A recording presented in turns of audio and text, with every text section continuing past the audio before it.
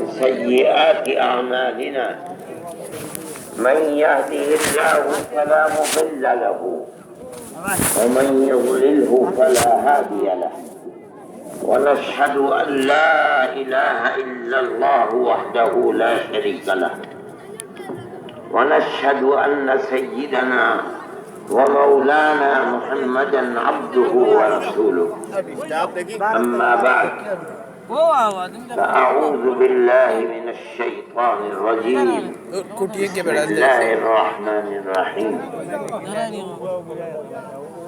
فكلا أخذنا بذنبه فمنهم من أرسلنا عليه حاصبا ومنهم من أخذته الصيحة ومنهم من خسفنا به الأرض ومنهم من أغرقنا وما كان الله ليظلمهم ولكن كانوا أنفسهم يظلمون. صدر محترم، معزز حاضرین، عزیز طلبہ، میں نے آیت پڑھی ہے. اللہ اس آیت میں فرماتا ہے فَكُلًّا أَخَذْنَا بِذَنبِهِ. ہم نے دنیا میں جس کسی کو اپنے عذاب میں پکڑا ہے اس کے گناہوں کی وجہ سے پکڑا ہے.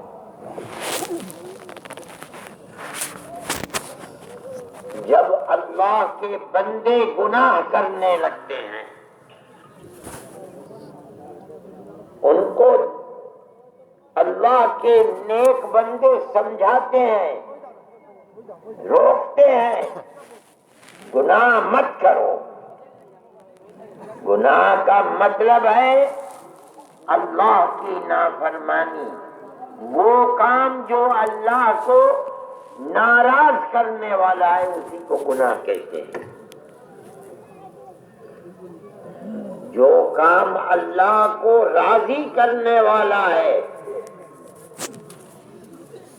خوش کرنے والا ہے، اس کو معروف کہتے ہیں، عمل صالح کہتے ہیں، نیک عمل کہتے ہیں، اچھا کام کہتے ہیں.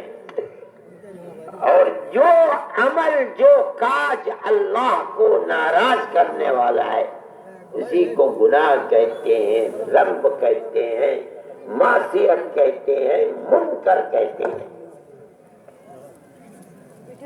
پھر اللہ ایسا نہیں ہے کہ بندے نے ایک دفعہ کیا اور اللہ ناراض ہو گیا بس اور عذاب دے دیا. نہیں،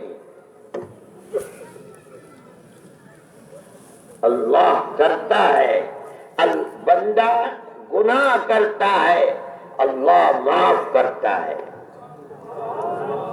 بندہ گناہ کرتا ہے، اللہ اپنی نظر پھیر لیتا ہے. کرتے کرتے کرتے کرتے جب برتن بھر جاتا ہے گناہ کرتے کرتے، اب گنجائش ہے، اللہ کا عذاب اترتا ہے. قوموں کی قومیں تباہ ہو جاتی ہیں، ملک کے ملک برباد ہو جاتے ہیں، شہر کے شہر تباہ ہو جاتے ہیں. کیوں؟ گناہ کرتے تھے. قرآن میں ذکر کیا گیا ہے ایسی قومیں جو عزت و آبرو کے ساتھ رہتی تھی مگر اللہ کو بھول گئی. کرتے کرتے گناہ کرتے کرتے جب اللہ کا صبر کا پیمانہ بڑھ گیا تو عذاب الہی آیا. کوئی زلزلہ آیا، پوری قوم دھس گئی زمین میں، کسی کو دریا میں ڈبو دیا، ختم ہو گیا، کوئی نام و نشان بھی نہیں ہے. چنگار ایک آواز آئی، بھیجے پٹ گئے. کیوں؟ گناہ کرتے تھے.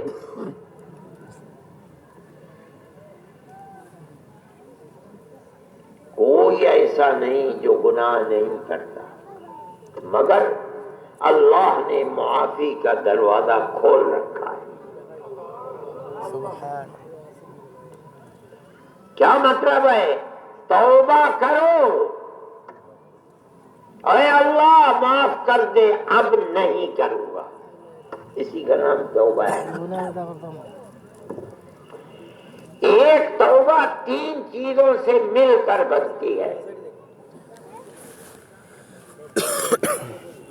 سب سے توبہ کر رہا ہے گناہ سے، سب سے پہلی شرط ہے توبہ کے لیے اپنی زندگی کو اس گناہ سے پاک کر لے۔ شراب پینے سے توبہ کر رہا ہے، شراب پینا چھوڑ دے۔ یہ توبہ نہیں ہے کہ مسجد میں توبہ کرتا ہے، باہر آ کے پھر شراب پیتا ہے، یہ توبہ نہیں۔ توبہ جب ہوگی جس گناہ سے توبہ کرتا ہے اس گناہ کو کرنا چھوڑ۔ دوسری شرط، اللہ سے پکا وعدہ کر، اے اللہ معاف کر دے، اب نہیں کروں گا۔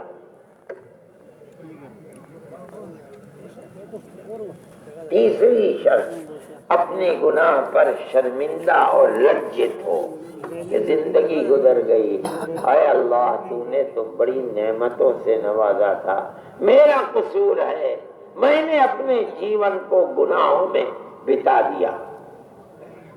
یہ 3 چیزیں مل کر ایک توبہ ہے۔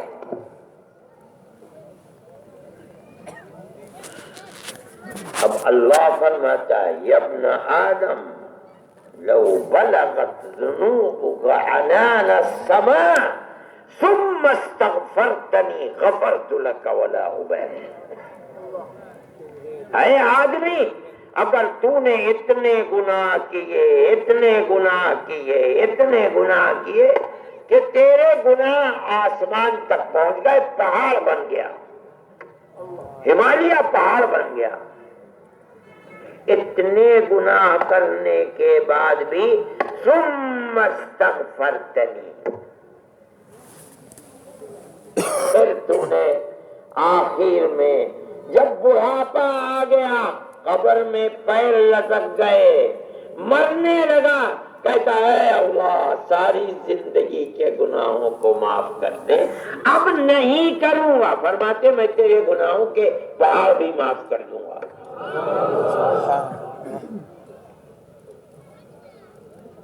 اللہ کے یہاں مغفرت ہی مغفرت ہے، مگر اللہ سے معافی مانگو تو وَإِنِّي لَغَفَّارٌ لِمَنْ تَابَ وَآمَنَ وَعَمِلَ صَالِحًا ثُمَّ، میں تو گناہوں کو بہت معاف کرنے والا ہوں، غافر الذنب وقابل التوب، توبہ کو قبول کرنے والا، گناہوں کو معاف کرنے والا، مگر بندے معافی مانگے تو آدمی کو روز آنا معافی مانگنی چاہیے۔ ہمارا حال تو یہ مہینے میں 1 دفعہ بھی استغفار نہیں کرتے، سال بھر ایسے بھی مسلمان ہوں گے جنہوں نے ساری زندگی میں کبھی استغفار نہیں کیا۔ اللہ تو معاف کرنے والی ذات ہے، اس کی مغفرت اور معافی کا تو سمندر ہے جس کی کوئی تھا نہیں ہے، مگر بندہ معافی مانگے تو معافی مانگنے کے لیے بہترین وقت نماز کے بعد، حدیث میں آتا ہے نبی کریم علیہ الصلوۃ والسلام ہر نماز کے بعد، فرض نماز کے بعد استغفر اللہ استغفر اللہ استغفر اللہ، میں اپنے اللہ سے اپنی امت کو سکھلاتے تھے، ورنہ نبی تو گناہوں سے معصوم ہے۔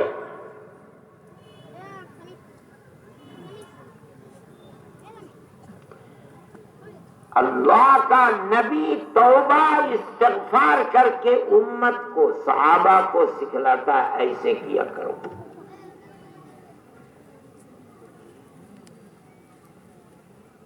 جب نبی کریم علیہ السلام نے ایک مرتبہ دعا فرمائی، اے اللہ میرے دل کو ایمان پر مضبوط کر دے۔ حضرت انس رضی اللہ تعالی عنہ نے عرض کیا، سمجھ گئے کہ یہ نبی کے اپنے لیے دعا نہیں ہو سکتی، یہ ہو نہیں سکتا اللہ نبی کو نبوت دے اور پھر اس سے ایمان کو چھین لے، یہ کیسے ہوگا؟ ہوا نہیں کبھی۔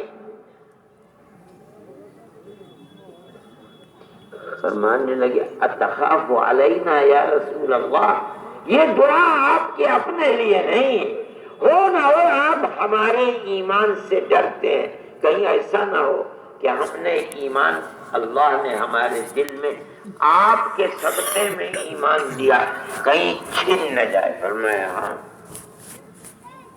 ان قلوب عباده بین اصبعی یقلبها کیف یشاء۔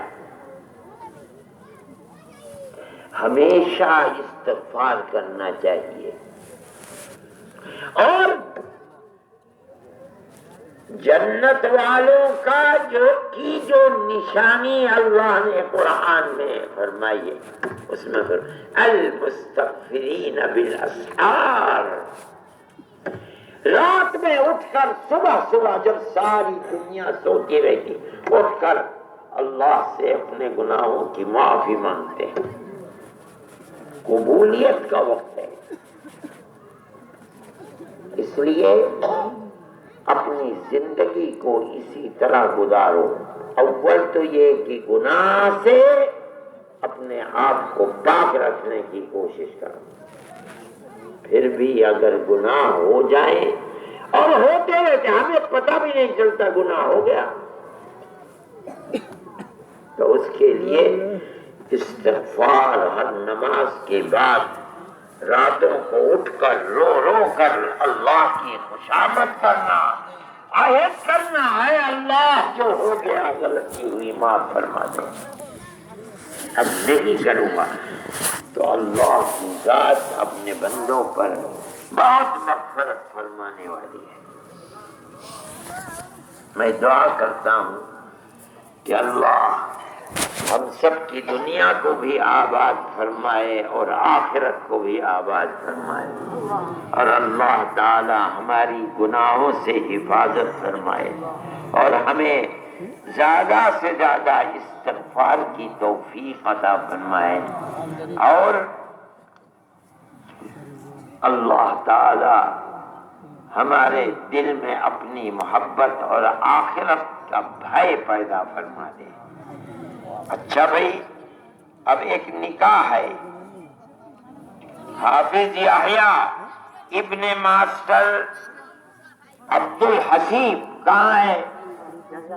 یحییٰ، ارے آج بھاگ گیا یحییٰ، کون ہے؟ کہاں بھاگ گیا؟ آج بھاگ گیا تو کب آئے گا؟ کہاں ہے؟ اسے تو سب سے آگے رہنا چاہیے تھا۔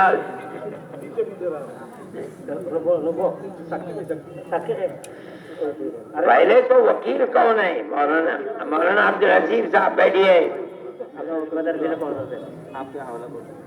میرے حوالے کیوں کرتے ہو بابا؟ بچی تمہاری ہے، کہو کہ میں وکیل ہوں، میں اجازت دیتا ہوں کیا آپ کی بچی کا ان سے نکاح کر لوں؟ اور مشہودہ خانم خاتون کا، اچھا کہاں ہے گواہ؟ کہاں ہے؟ شکی تو شک میں پڑے ہوئے ہیں، یہ دونوں ہیں۔ بچی سے اجازت نہیں ہے، اجازت دی ہے بچی نے ان کے ساتھ نکاح کرنے کی۔ کیا نام ہے تمہارا؟ یاد ہے نا؟ محمد یحییٰ۔